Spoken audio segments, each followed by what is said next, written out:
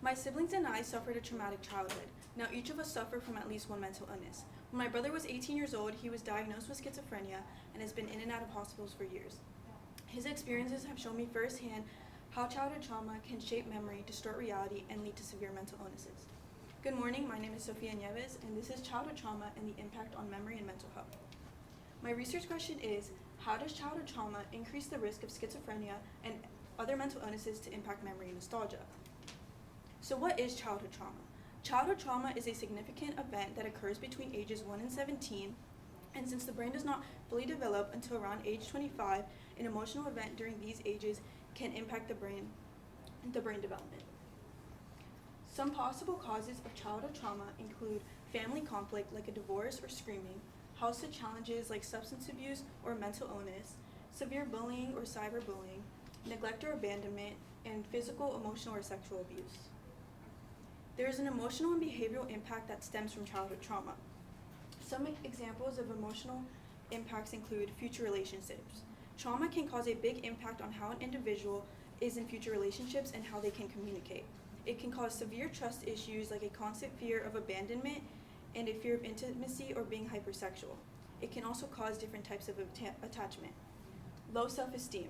Childhood trauma like abuse, neglect, and bullying can cause a negative self-image and make a person feel worthless or unlovable. PTSD and flashbacks. PTSD and flashbacks are also a big result of childhood trauma. A victim might have memories of the traumatic event and feel as if they are constantly reliving it.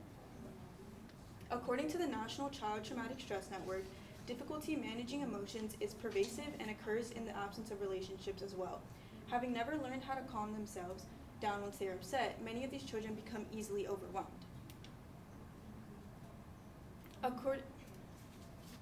This graph shows the percentages of mental illnesses caused by different types of childhood abuse. 90% of these illnesses caused by childhood trauma are mood disorders, including anxiety, depression, bipolar disorder, borderline personality disorder. While schizophrenia is not a mood disorder, it is one of the most dangerous mental illnesses caused by childhood trauma, and since it is not very common, it is easily looked over. Anxiety and PTSD. Childhood trauma can enlarge the amygdala, which is a part of the brain responsible for processing emotions. Childhood trauma can trigger a fight or flight response, which is a symptom of anxiety along with panic and anxiety attacks.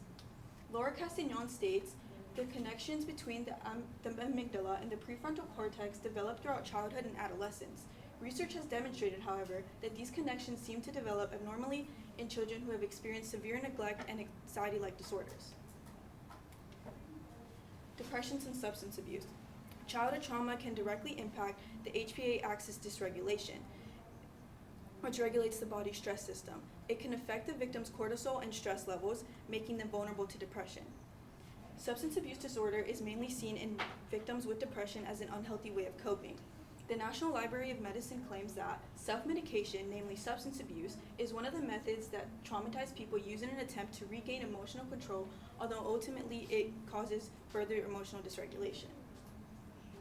Bipolar disorder and borderline personality disorder.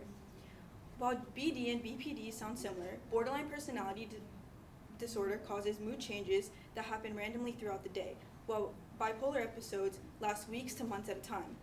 However, they both have symptoms of self-harm, depression, and unstable relationships.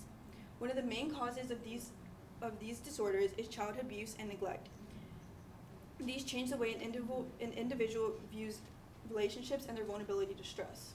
Although it is genetic, it is generally triggered by trauma. So what is schizophrenia? Schizophrenia is a chronic mental health condition that affects a person's thoughts, feelings, and behaviors.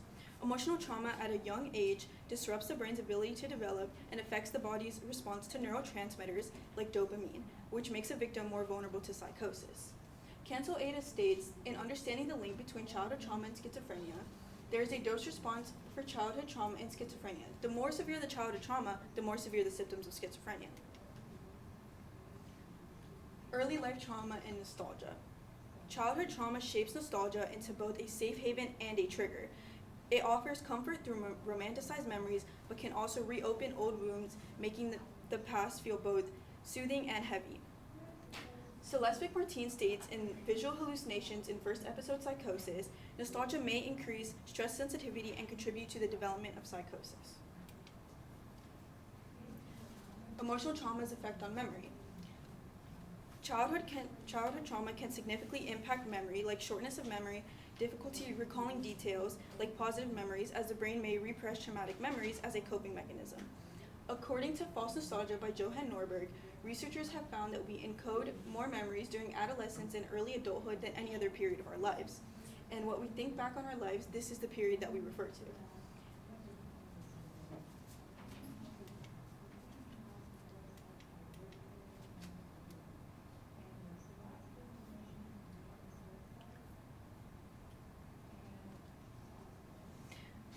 Early intervention is crucial for improving social and emotional development, reducing the severity of symptoms and ultimately leading to better. Research shows that half of those who develop mental illness start showing symptoms around age 14. In 2018 to 2019, 1 in 7 children between ages 3 and 17 had a diagnosed mental health condition. Despite this, 70% to 80% of children with mental disorders go without proper care. This increases their risk, making them 2 times more likely to develop depression and 3 times more likely to develop anxiety. Thank you.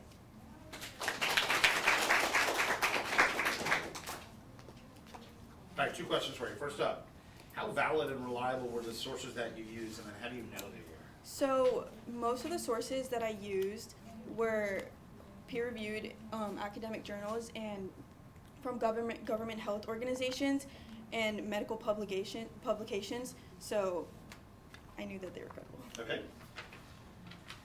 And what advice would you have for other people that take this topic in the future to do research on?